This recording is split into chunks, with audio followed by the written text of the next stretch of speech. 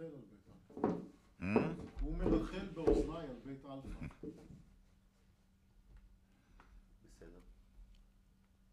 אפשר? בבקשה, גדעון. טוב, הזכרנו בזה, אז נתחיל בעצם.